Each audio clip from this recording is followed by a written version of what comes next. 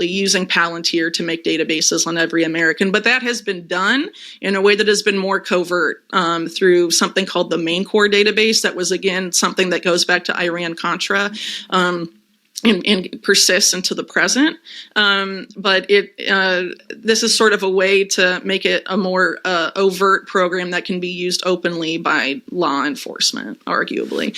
And I would say if you're unsettling, but a lot of, as I mentioned earlier, a lot of this profiling of Americans has been going on for a long time under the guise of, what were developed by the Iran-Contra crowd covertly, the continuity of government protocols in this effort by parts of the quote-unquote deep state or the national security state to basically profile people they deemed unfriendly for whatever reason, people that could be, potentially incarcerated. There's a file with your name on it. Yes, yours. Somewhere, buried deep in a government database, your movements, messages, and online habits are being tracked and stored under the guise of national security. But the truth is more sinister. A surveillance infrastructure built through secret programs and corporate tech like Palantir, designed to monitor, categorize, and control. Investigative journalist Whitney Webb exposes how America's covert intelligence networks have evolved into a brazen digital dragnet, profiling citizens in plain sight. What began as hidden tracking has become a full-blown algorithmic blacklist, waiting for the moment you're flagged as a threat. According to Webb, the surveillance state isn't coming. It's already here, and it's watching everything, waiting for the right moment to act. So John Poindexter, as of course you know, was one of the national security advisors to Reagan and was the highest ranking member of his administration that was indicted as part of Iran-Contra. But he is also remembered as the quote-unquote godfather of modern surveillance. And this is in part because of his efforts in the immediate post-9/11 era, pioneering an office within DARPA that housed a program called Total Information Awareness.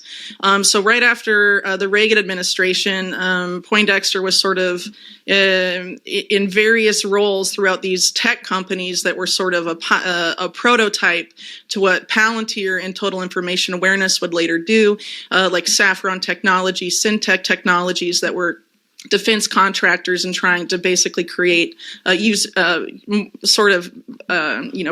analytics to determine what terrorists would do next, all before 9/11 even happened. And of course, there was a renewed demand for that type of technology and these sort of innovative solutions in the immediate post 9/11 era. When this information, was reported on Total Information Awareness, there was a huge outcry throughout, U.S. mainstream media. A lot of organizations, including the ACLU and organizations like that, rightly noted that it would eliminate the constitutional right to privacy. Very disturbing era of mass surveillance by, I think one of the mainstream media reports on it said that it would fight terrorism by terrifying U.S. citizens, basically, and making everyone a suspect under this type of this paradigm he was seeking to usher in. And so it was eventually, under pressure. It was, I think, first announced in February 2003. And by May, they attempted to change the name to Terrorism Information Awareness, trying to move away from the idea that it would be total, it would surveil absolutely everyone through a name change. But obviously, it didn't change how the program actually worked. It would still be focused on everyday Americans.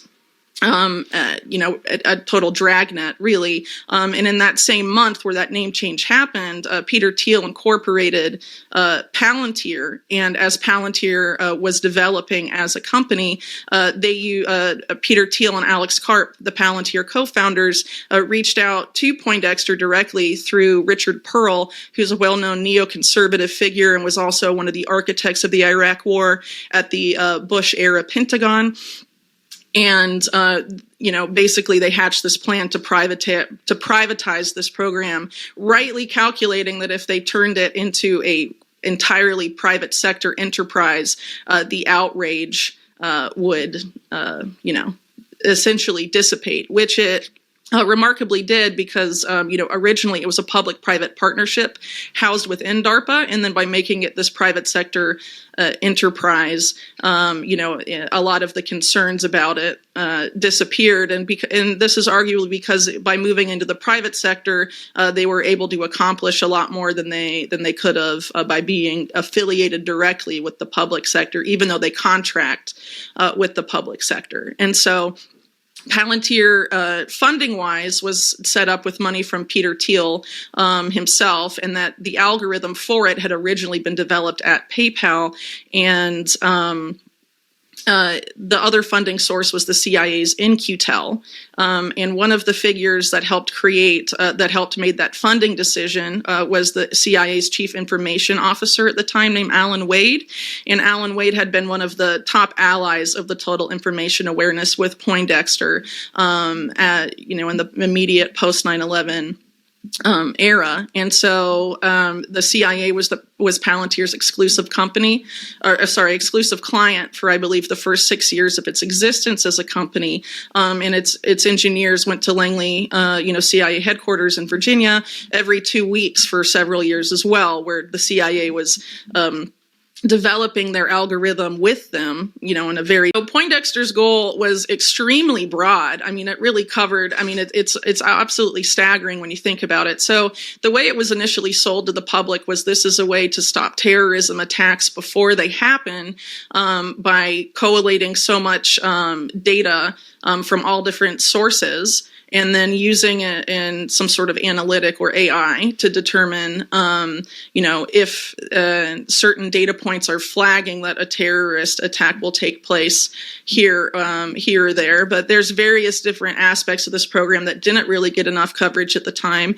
So one is that they attempted to use free market forces to determine if a terrorism attack would happen before it happened. They created basically what's referred to as a terrorism futures market. It was really like a forerunner to poly market and some of these predictive markets where people bet on things online. It was basically that, but about whether a terrorist attack will happen in the Middle East, or if there will be turmoil in the Middle East, if someone like Yasser Arafat would be overthrown. These were the kinds of things they were going to have these unnamed investors bet on. Another one was focused entirely on health under this program called biosurveillance, which actually a lot of it Palantir helped launch with HHS during the COVID era. Things like analyzing American wastewater to determine if there is going to be an outbreak of a disease before it happens, again, with an algorithm, or basically, surveilling Americans' health data and to determine if there will be a pandemic before it happens, or if there will be a bioterror attack. Because remember, this was also in the aftermath of the anthrax attacks. And so a lot of that, particularly on the health front, has absolutely come under the portfolio of Palantir in the years since. They now control basically all of the health data at HHS, and also the CDC under the HHS, and also the NHS in Britain as well, and have continued to expand on that front. But Palantir, also works extensively now in the private sector as well. They're a major AI engine for Wall Street banks, for example, and they have different programs that are sold to different entities, but ultimately they are a massive contractor to essentially every U.S. intelligence agency, and that includes DHS and ICE, which a lot of the critical reporting on Palantir focuses on their contracts with ICE specifically, but all of that is intended to also be used against people that are not illegal immigrants. It's meant to be an entire dragnet of basically pre-crime, and Palantir, in concordance with Poindexter's ambitions, has been a major piloter of pre-crime technology. Accurate, and they're almost always piloted in low-income minority neighborhoods, and basically are a way. In essence, what happens, because the accuracy rate is so low, is that you're creating this pipeline of people basically being sent to prison, or being caught up in crimes that are very petty. But you're just sending police to all these areas in a relatively discriminatory way. The Pred poll is really outrageous because it's like accuracy was found to be like insanely low, and they didn't phase it out despite the extreme inaccuracy. It was worse than a coin toss. Essentially, and departments around the country continued to use it. And then in some of these areas where Palantir ended up leaving, another Peter Thiel-backed entity called Carbine also has a predictive policing component, but has been sort of taking over 911 emergency call systems, throughout the United States, which is, generally at the county level. But this is a company that wasn't just funded by Peter Thiel. It was funded by Jeffrey Epstein and was led for a significant amount of time by Ehud Barak, the former Israeli prime minister. As well, and has sort of expanded outwards. So, a lot of Poindexter's ambitions, unfortunately, have been becoming true at a really rapid pace, and part of this was done under the guise of combating the COVID-19 situation with data, that we needed data to solve those problems. Don't started as a war on terror, but somewhere along the line, the target became everyone. A secret network of generals, tech billionaires, and intelligence veterans built a machine that sees everything: your health, your habits, your movements, even the thoughts you haven't had yet. What was once cloaked government surveillance has evolved into a corporate prophecy, run by algorithms that predict crime, disease, and dissent before it even occurs. They tell us it's for safety. But safety for who? The watchers or the watched? Every time you swipe your phone, scan your card, or post a thought online, the machine grows sharper, learning who you are and what you might do next. It doesn't make mistakes. They're building it to be perfect, infallible, and ruthless. And it's not just data collection anymore. It's social engineering, predictive policing, preemptive targeting. A risk profile now exists for each citizen, and the more you live your life openly, the more you feed it. The infrastructure isn't hidden in the shadows. It's embedded in your daily life, in apps, devices, even public spaces. Cameras, sensors, drones, biometric scanners, they're everywhere, quietly stitching together your existence into a map that someone, somewhere, can use against you. Whitney Webb has been sounding the alarm on this evolution of control. What began as a handful of secret programs has grown into a sprawling, interlocking system where government and private corporations work hand in hand. Palantir's algorithms, and other corporate tools aren't just analyzing your behavior, they're assigning value, risk, and consequence to it. You are no longer a citizen, you are a data set. Every part of your life is quantified, monitored, and stored. And once that data exists, the question isn't if it will be used, it's when. The infrastructure of control is designed to be invisible, to operate quietly while we argue over politics, headlines, and distractions. Emergency powers, legal loopholes, and shadow contracts have made this possible. By the time most people realize the scale of it, the machine is already one step ahead. They are not simply observing, they are shaping, predicting, and manipulating. Every click, every purchase, every post contributes to a web of control that could one day decide who lives freely and who does not. This is the new reality. A surveillance state masquerading as safety, run by algorithms and people who answer to no one but themselves. The danger isn't abstract.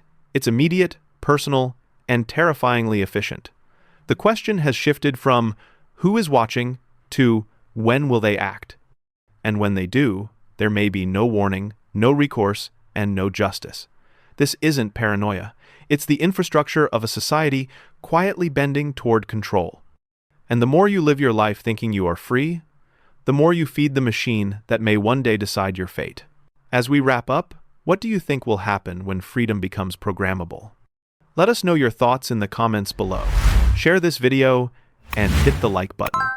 Thanks for watching, and don't forget to subscribe.